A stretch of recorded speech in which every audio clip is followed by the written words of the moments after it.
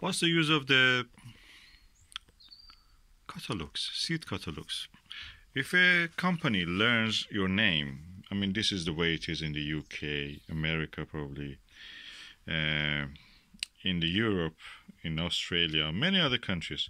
If they learn your name, your address, every year or every season, sometimes twice, they will send you their catalog. Seed catalogs can be very beautiful. Some of the covers can be used just as a piece of art. You can frame them.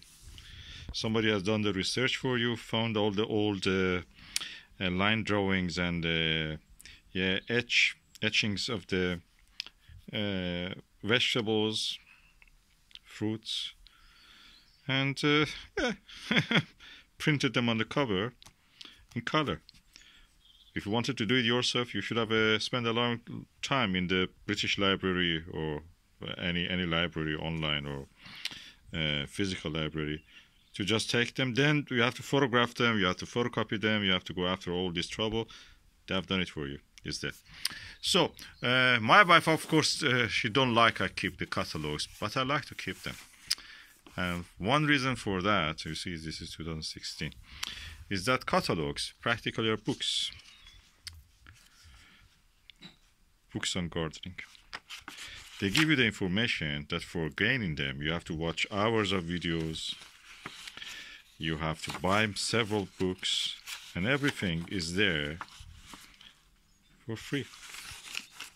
And at the end of the day, you can't even order. For example, if you want to know about seed potatoes to grow, they give you the name of the potato, what is it good for, is it disease resistant or not, and where to plant it, when to plant it. All the information is in the catalog. If you want to know about the broad beans, you can find a lot of information that you need. If they have won an award, if when to sow them, for example, this variety of broad bean, you can sow it by February to April and harvest it by June to September, or June to November, depending on the time that you have sown them. If you want to know about the radishes, all kind of varieties of radishes, this is a colorful book. If you wanted to buy it as a book, this would have cost you probably something between 15 to 20, sometimes £30 book. This is a full color book, full of information that you can use in your planning for your garden. So don't pass them, don't pass by them without looking at them, because these are the information that you need. You can just sit there and look at the different things and compile a calendar, sowing calendar for yourself. Sometimes they have the sowing calendar like this one. If you want to sow your carrots, this is a sowing calendar for you. That's lovely. You have to pay for this sometimes, £2, £3, £5 sometimes. And some of them catalogs actually have the calendar for all the kind of seeds that you have in one page. So this is spring 2017. I'm not looking at this one at the moment, but look, they are packed with information, full color, and they're free.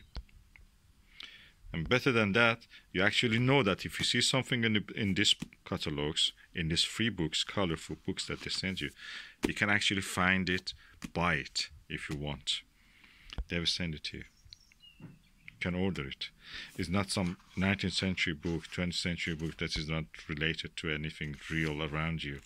These are the things that are available.